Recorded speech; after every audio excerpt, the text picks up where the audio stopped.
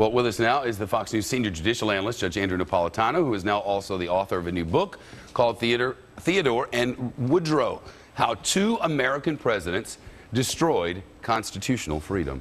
I don't really understand how this went from an affair through an email to an investigation on this level. You know, I don't understand that either, Shep. And in order for the FBI to be reading the emails of the chief spy of the United States, the director of the CIA, they would either need a search warrant from a federal judge, in which case they'd have to demonstrate to him that General Petraeus himself was possessing or was involved with, evidence of a crime or was engaged in criminal activity, or they'd have to write their own search warrant under the Patriot Act, in which case they'd have to satisfy themselves that the general was involved in terrorist activity. Now, both of these is absurd, and neither of them could form the basis for this. The only other way they would surveil his emails is to have hacked into a CIA computer, which would then be a crime for them.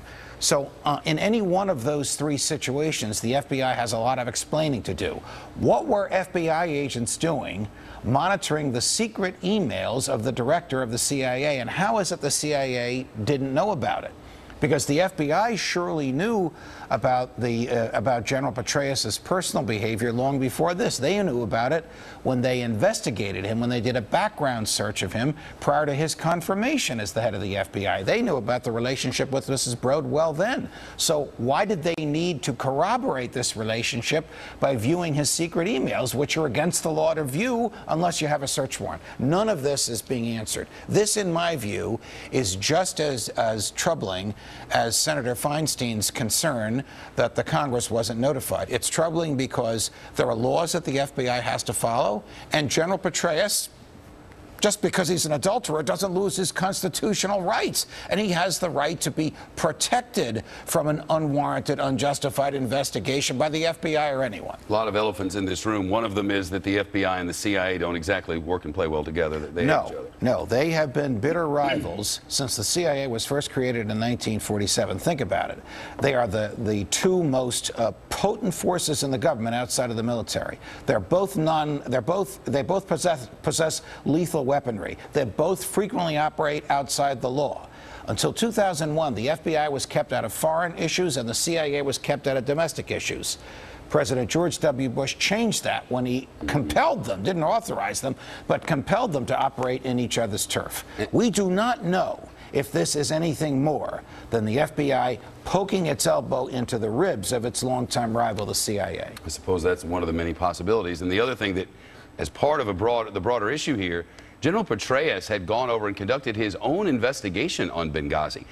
Presumably, he has a lot more information maybe than many others would, but now, since he's stepped down, he doesn't have to testify, at least not for now, but may later. There's a lot there. It's actually worse than that, because the murders in Benghazi occurred on September 11th. 3 days later, on September 14th, Shep, General Petraeus testified before both the House and the Senate Intelligence Committee, and he gave them the same version that Ambassador Rice would give 2 days later on September 16th. This was the reaction of innocent people to a YouTube clip made in California. If he was going to testify next week as the CIA director, he would have been met with a mountain of evidence to contradict what he had already said under oath. So might this trigger have been pulled to save him from perjury or to save the president from severe embarrassment? Of course, we have no information to suggest that either of those is right, but or the reason for such a thing, but it appears that that might have been the outcome. Well, we don't know what the outcome would have been, Shep, because the first round of testimony was in secret and the second round of testimony was going to be in secret. But we know what was leaked from the first round, and that is he called the events that resulted in the murder of 4 Americans a flash mob, rather than a gang of people determined to invade the consulate. A lot ahead here, Judge. Oh, yeah. More will come, I think. There are a lot more pieces to this puzzle, which I think our colleague Catherine and others will fill in as the days progress. That would be my guess. Judge, thank you. You're welcome. And we're back. New legal concerns over the FBI investigation, which led to the resignation of the CIA Chief General David Petraeus. Petraeus stepping down last week after admitting that he had had an extramarital affair with his biographer, Paula Broadwell. The FBI learning about the relationship after reading private emails between Petraeus and Broadwell. And that has our next guest troubled. Judge Andrew Napolitano is Fox News senior judicial analyst. He's the author of the book Theodore and Woodrow: How Two American Presidents Destroyed Constitutional Freedom. Always good to pick your brain, Judge. Thanks very much for being here. It's a pleasure. Should we even know about this, first of all? In my opinion, we should not know about it, because when you say it, you mean the communications between Mrs. Broadwell and General Petraeus. These did not implicate criminal activity. These did not implicate national security. These were not a threat to David Petraeus, the person, or to General Petraeus, the director of the Central Intelligence Agency. Those are not my words. Those are the FBI's words. So the question is, what the heck were you doing listening to his emails? How did you get the right to listen to them? Did you have a search warrant? And if you did, what did you tell the judge in order to induce the judge to sign the search warrant? And why did you reveal this publicly to dislodge this otherwise superb public servant from a mission to which he had recently dedicated his career? So the FBI gets involved with this. They're brought in. They find these emails. Isn't there a principle within the FBI where someone's invasion of privacy during the course of an investigation should be minimized? Where as soon as agents find information that is of a personal matter not related to what they're investigating, they should stop looking at it. Or as soon as they conclude there's no crime here, there's no federal crime here, this doesn't implicate the Federal Bureau of Investigation, we'll stop it. There's also the principle that no matter who he was, four-star general, director of the CIA, and no matter what he did, cheated on his wife, he's entitled to the same constitutional protection as the rest of us. So the FBI can't go on a fishing expedition. They can't look for Jenna Lee's emails to me any more than they want to look at General Petraeus's emails to Mrs. Broadwell without establishing the probability of a criminal act and persuading a neutral federal judge that there is probably evidence of criminal activity here. Short of that, there is no search warrant, and any viewing of the emails without a search warrant is a crime by them. Now, they could write their own search warrant under the Patriot Act, but in order to do that, they'd have to satisfy themselves that this was an investigation into terrorism. That's obviously not the case either. I think they ran amok with General Petraeus's life and with his liberties, and for that, he's out of a job, and it's wrong.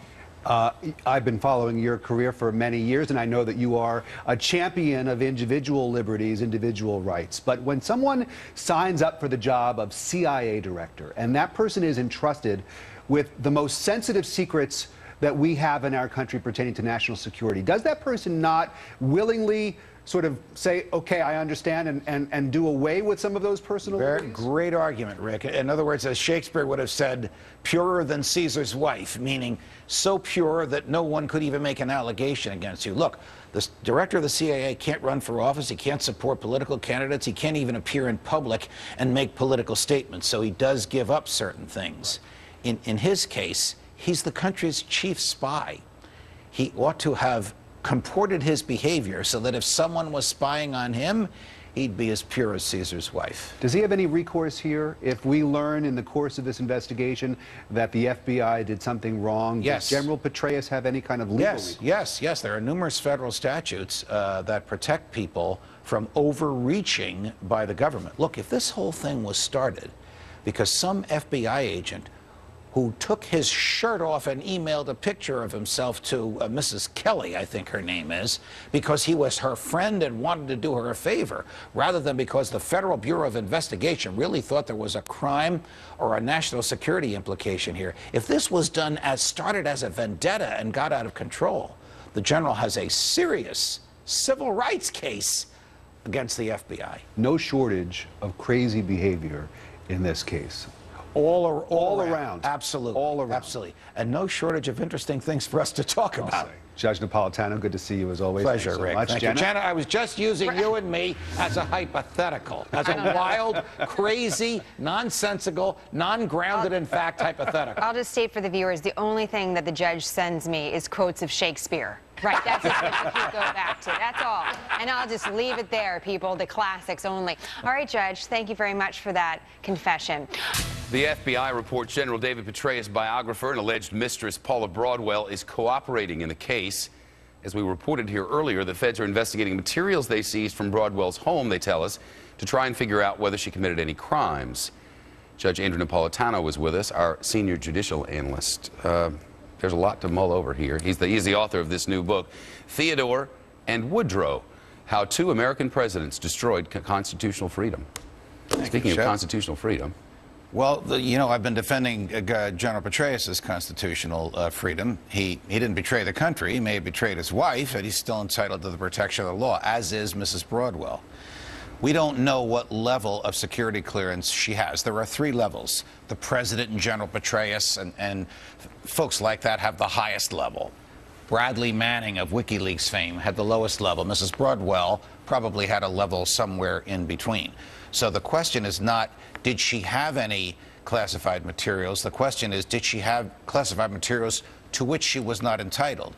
At her level of clearance, she's entitled to a broad array of classified materials. So the FBI will have to go through the materials and decide if each one is above her level, in which case they're going to ask her where she got it, or within her level, in which case they will not ask her where she got it. Big picture here, I still can't put my finger on how it is that they got past the first part of the investigation where they looked to see if any crime had been committed, came to the conclusion that one hadn't, yet they kept going into people's stuff. That's Shep, you really put your finger on it. That's very interesting here. We start with a case that may have commenced with an FBI agent willing to use the Federal Bureau of Investigation to deliver a favor to his friend. If this case started because Mrs. Kelly's friend in the FBI decided to look into who was sending her this email, it turned out to be Mrs. Broadwell.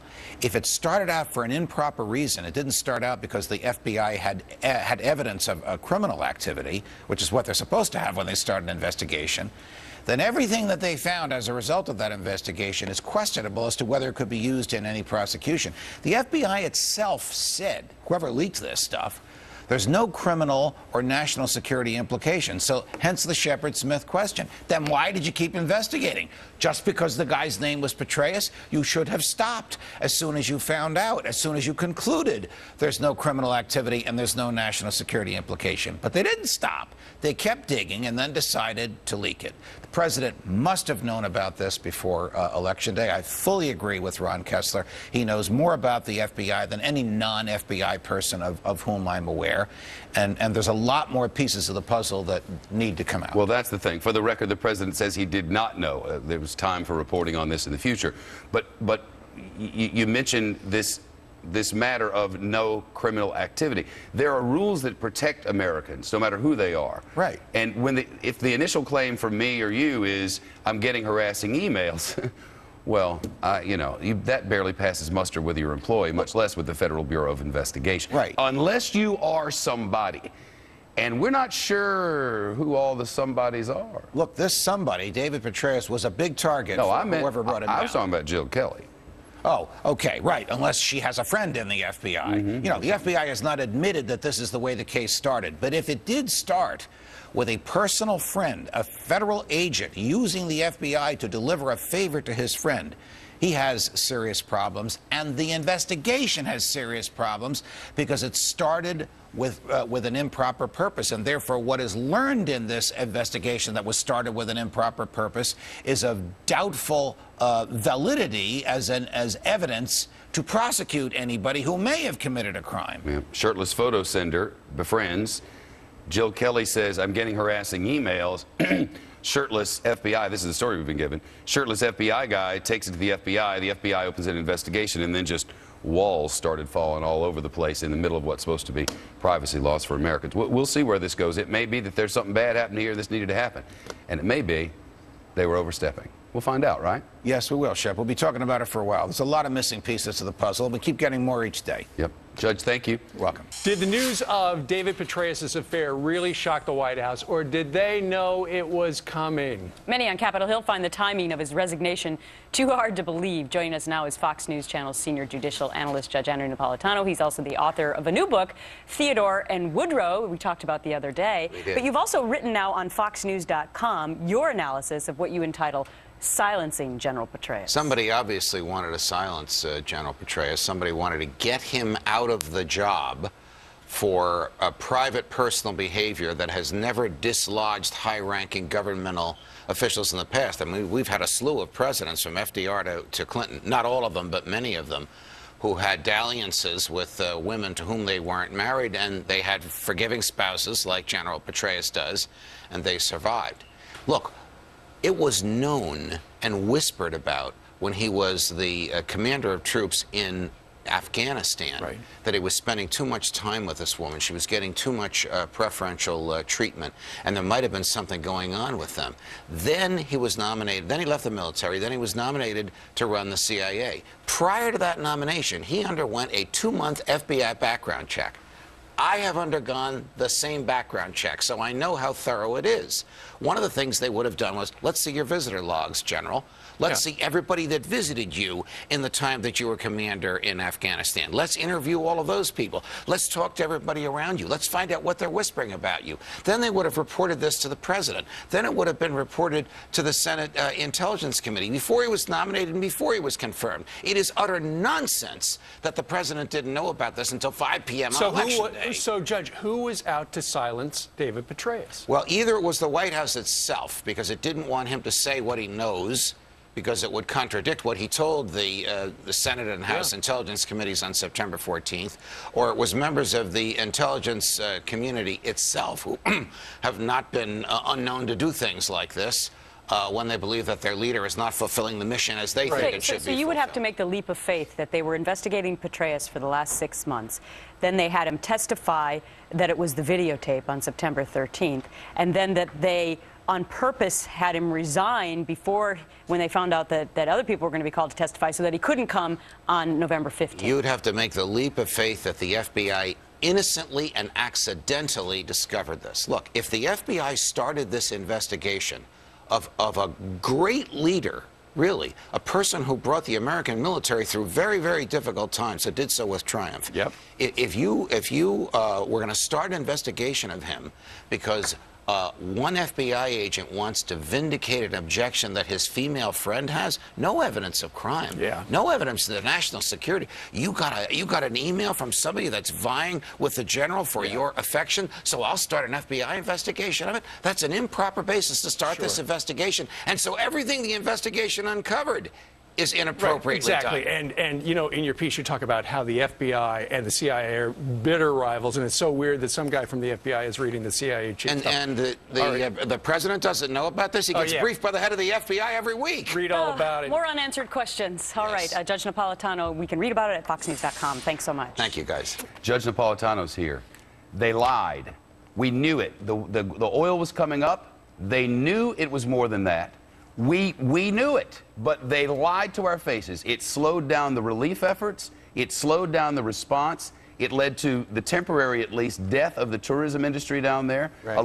They lied to us. Now they admit it, that they lied, and we're just supposed to forgive them? Well, I don't forgive them. I don't know anyone who forgives them. The government could have tried them, but instead they effectively pleaded guilty. So they saved the government a great deal of money. They saved themselves a lot of money by entering a guilty plea. Sure. I am critical of what the government did today. Because it should have been civil, shouldn't it? Yes. If this money had been a civil settlement, then the money would have been distributed to the people who actually were harmed. Yeah, but instead? Businesses that were closed, the human beings who suffered egregiously, and you personified that suffering so nicely by demonstrating the problems in that part of the country. Instead, this money goes to the federal treasury for the government to spend how it wants. It's unbelievable. The purpose of these litigations should be to make whole those who have been harmed, not to give the government more cash to play around with. If this had, I would bet my life on this. If this had happened in the northeastern United States, the people would have been paid. Because here, the people have a bigger voice.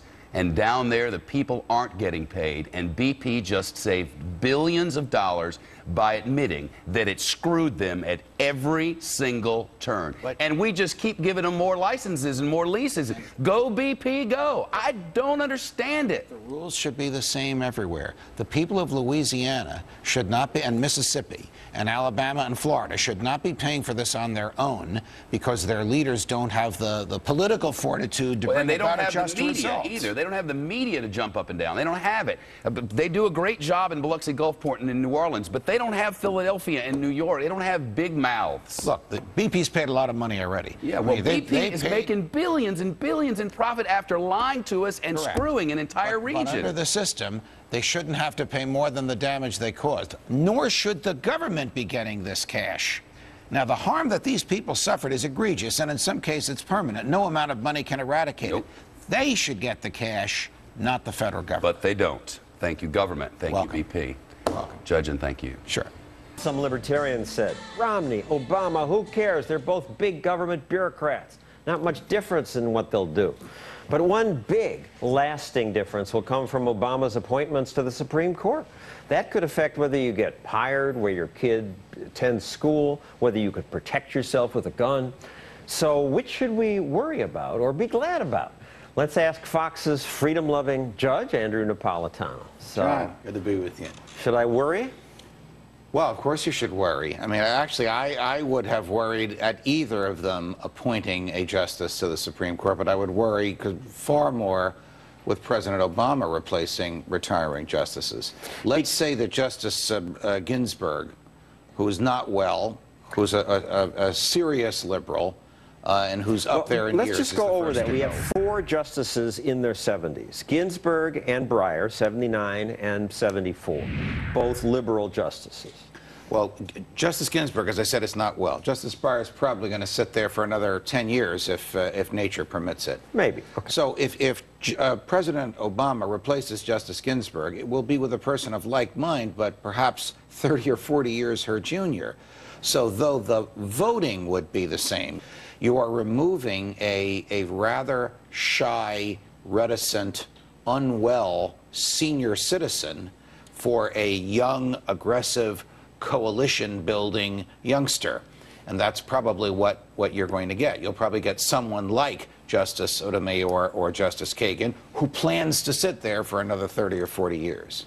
And 30, 40 years is probably the norm now. When the Republic was created, most of the justices were already past the average age of death. They didn't serve that long. Right. As you know, they serve for life. And in the modern era, they have attempted to end their terms, so far as they can, control this, during the presidency of a president of the same party that appointed them. Obviously, sometimes nature interferes, but to the extent that this is a free choice, they will attempt to do that. So I think you can soundly expect that Justice Ginsburg will leave the court by one means or another in the next 4 years. I don't expect any of the others will. I can't imagine that Justice Kennedy or Justice Scalia will voluntarily go under a President Obama. Justice Scalia is 76 years old. Justice Kennedy is 76. He's the swing justice, Scalia conservative. They are young. Young 76? They are young 76. All right, but let's say we got 4 people who are going to be 80 years old. Let's say they all leave the court for whatever reason, and President Obama picks Chuck Schumer, Hillary Clinton, Nancy Pelosi, Barney Frank. I'm going to move to Canada. What changes in the court? What changes in America? If President Obama literally were able to replace Justice Scalia and Justice Kennedy with people of like mind to the president, that would change the balance on the court radically. That would probably undo the Second Amendment and return it to the point where the progressives like it, which is only the government can own guns. School choice? I would think that there'd be very little left of school choice, that a progressive Supreme Court would require you to go to the public school, or send your children to the public school in the neighborhood where you live and where you pay taxes. President Obama says even if your religious belief says abortion's evil, you have to pay for it. It's not just abortion, it's euthanasia and contraception as well. The president doesn't care about that, and I think he would appoint justices who agree with him. What else might the court change? We can anticipate that a progressive court, a court filled with Sonia Sotomayors and Elena Kagans, will be an activist court that will look... And they're young enough to serve to the year 2045. Correct, that will look for ways to put the progressive imprint on the law of the land. Bad news, thank you, from Judge Napolitano.